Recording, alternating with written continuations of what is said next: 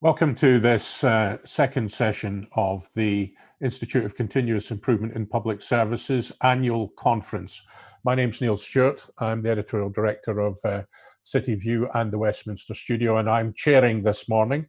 A few bits of housekeeping. If you want to ask questions to the speakers, you'll find a chat function on the page, and the questions will be relayed through. All the videos from this will be posted at the beginning of next week, and those of you that have booked in will get the whole box set and be able to follow it through. And the Institute of Continuing Improvement in Public Services Awards will be at 12:15.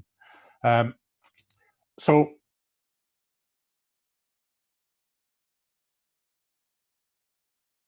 the middle of last year, nobody could have envisaged the changes that were going to come.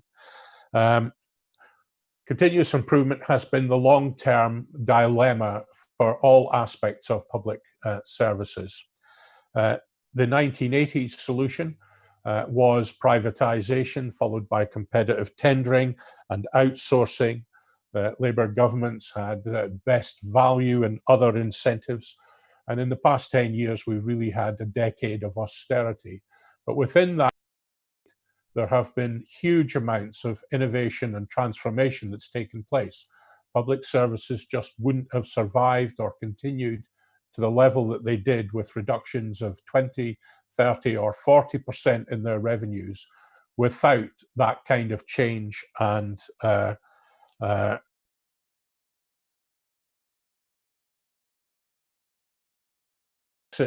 and then we've been hit by the COVID-19 crisis. It's accelerated everything.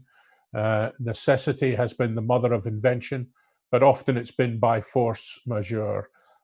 People have been driven to do things, not entirely clear whether they are happy or consent.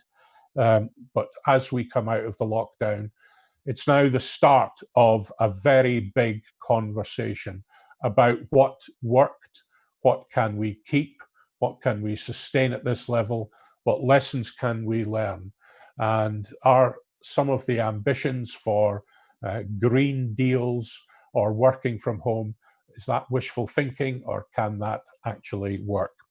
And to help us work our way through this, we have three excellent contributions, and we're going to take some questions at the end. And the third, Bob Kerslake. He's got probably the longest CV, so I'm not going to try and read it all out. He was a former head of the civil service, and the great interest in that, of course, was that he came from local government, where he'd been the chief executive of Sheffield. He has the widest range of experience in public services, and we very much look forward to his comments. So, Lord Kerslake, Bob Kerslake, over to you. Oops, you need to unmute. Yes, okay, thank you very much. And thank you for inviting me to speak to your annual conference. And as you just said, Neil, I think you couldn't possibly have foreseen the circumstances in which this conference was going to be held. But I think you've rightly focused on the issue of COVID, what lessons can be learned, and how can we build on where there have been some genuine successes and learn from what we need to do better.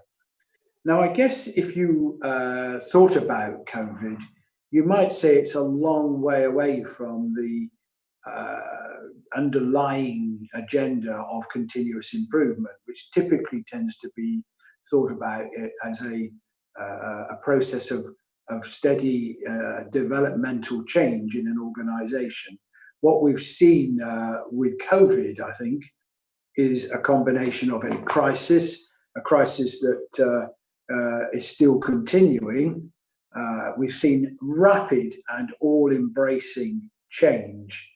And although it was clear that coronavirus was a known risk, if you like, or a pandemic was a known risk, the specific nature of this pandemic, how it has affected the world and how it has affected this country couldn't have been known and planned for in any detailed way.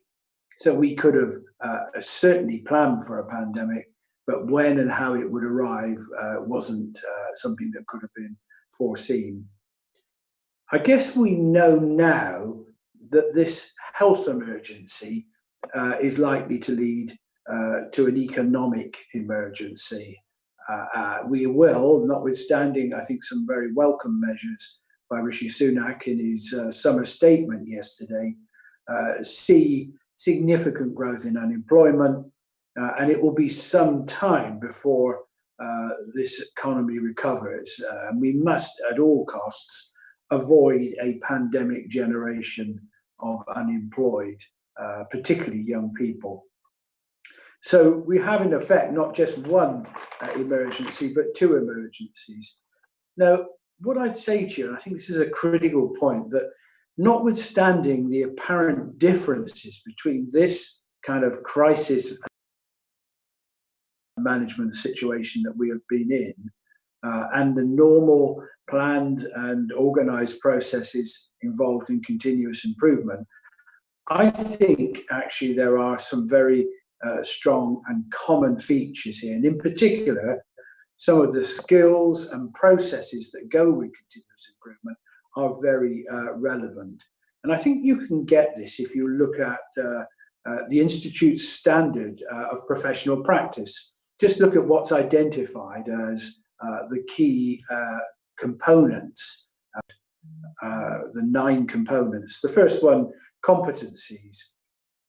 The second one, culture, leadership and management, innovation, communications, organizational intelligence, strategy, project management, stakeholders, change tools and techniques. So 9 competencies, if you like, identified as part of continuous improvement. And then if you reflect on those competencies, you would say that all of them, investing in them, will have made the organizations that did invest better able to cope with the COVID crisis. And I think this is a crucial point. In effect, the competencies are good for an emergency as well as good for the sustained and planned improvement that normally forms part of the continuous improvement process. I think, therefore, this is a real opportunity for the Institute to demonstrate that if organizations in the public sector invest in continuous improvement, adopt and apply the standard, and develop professional practice within the organizations that they lead, they're likely to be not only better organizations generally, but better in a crisis. And I think we'll have to look at this in more detail, but I'm pretty confident that we will see organizations that have done that have fared better than others in this period.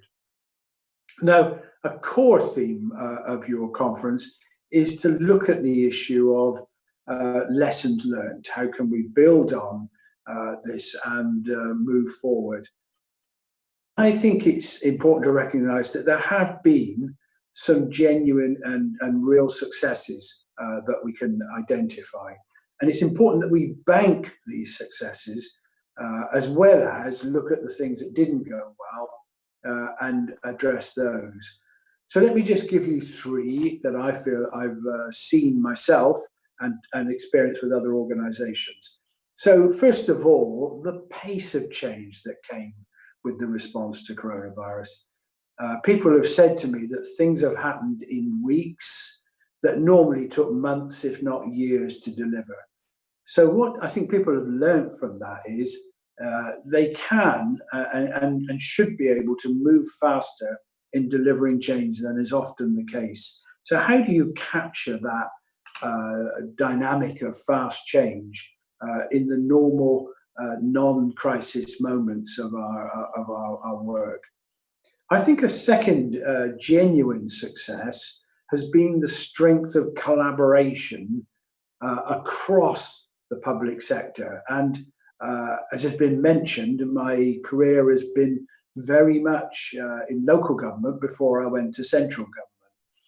And I've talked to chief execs and others and just seen the huge collaborative efforts that have been made at local level to make things work through the local resilience forums and other routes.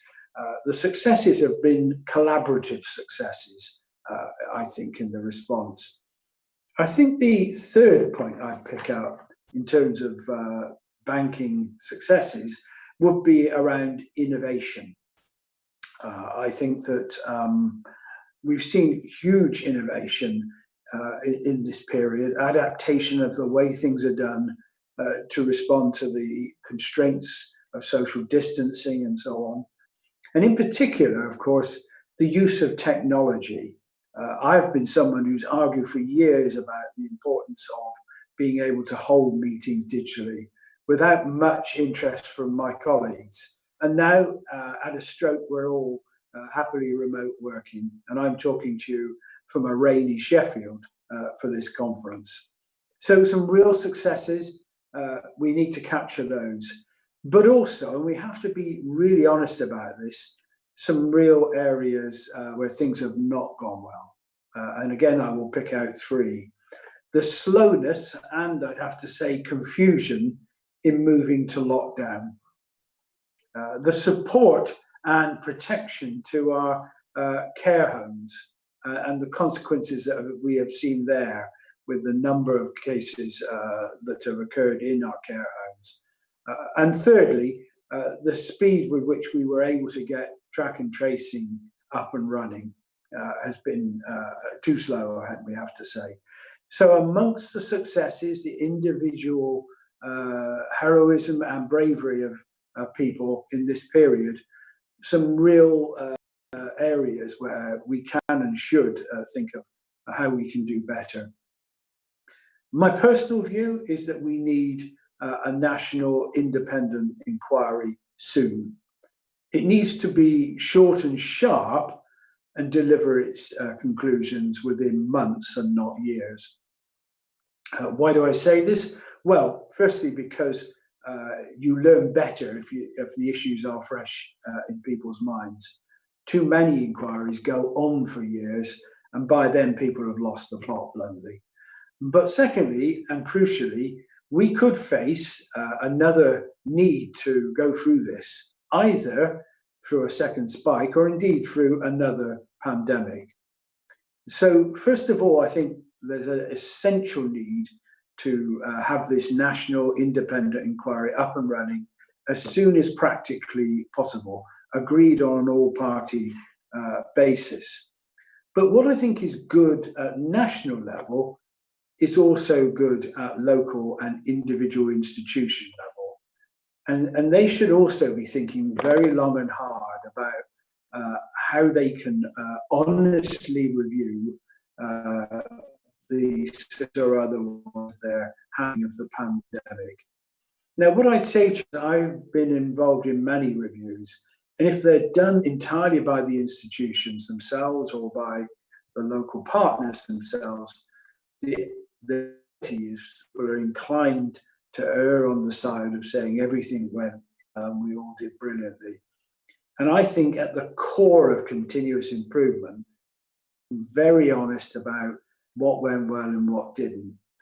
And as part of that, I crucially important that the conclusions of this are not reached simply by those who were leading the process, by asking questions of the public and of staff, genuinely going out and saying, what was your experience like? And came home very powerfully when I did the review of the response to the Manchester arena bombings. The mayor, Andy Burnham, was very clear that he wanted to take the view of those directly affected by the bombing and the response. It was an incredibly challenging task to do that, but I am absolutely certain that our review fundamentally altered in its course as a consequence of doing that. And I think we've got to be equally rigorous in our review processes from the pandemic. So as we go forward, what are likely to be the big themes that we have to think about? I would like to just mention three big themes that I think are going to feature a lot in the discussions ahead, and then link it back to continuous improvement. First of all, resilience. We have learned that many of our systems are not resilient in the true sense of that word. There isn't sufficient planning to be ready for an emergency, whether it's a pandemic or something very different. And I think we will have to think, what does that mean for the services we run and how much we spend on them? I think too many of our services are too fragile for these shocks that happen to the system. And the reality is the shocks are becoming bigger and more frequent. So resilience, the ability to respond and adapt to shocks, and our capability there, I think, will be a critical issue for public services in the future. And they will have to apply different tests than they might otherwise have done when they look at options for how they go forward. The second area is frugality. We know that the government have determined not to have another round of austerity. And actually, I think that's right. I think one of the reasons why some of our services were not sufficiently resilient was the way in which austerity was implemented over the last decade. But I think there is a big difference between a driven austerity process, as we had in the last 10 years, and a frugal process that genuinely looks at how we get the best outputs and outcomes for the money that is available, but actually wider than that, for the resources that we have available. So we have to be frugal in the sense of harnessing our natural resources as well as our financial resources. And I think this can be a very powerful driver of creativity as well, actually. Building in a culture that actively looks at, could we do this differently, achieve the same results for less cost, will become a core feature. You might say it's there anyway, but my experience is that very often people over-engineer the specification on something they want to achieve and build in unnecessary costs. So let's move away from austerity and move towards frugality in the inevitable squeeze we're going to see on finances, public finances. And the final area that I would pick out in my themes will be this question of renewal. How do we, in a sense, move out of this coronavirus crisis in a way that achieves a better result than doesn't just restore where we were, but creates a better result than we had before? In other words, to use the phrase, build back better. And we need actually to be quite clear what we mean by build back better. What are the priorities that we have to address? And the point here is that some of these priorities were absolutely clear before coronavirus.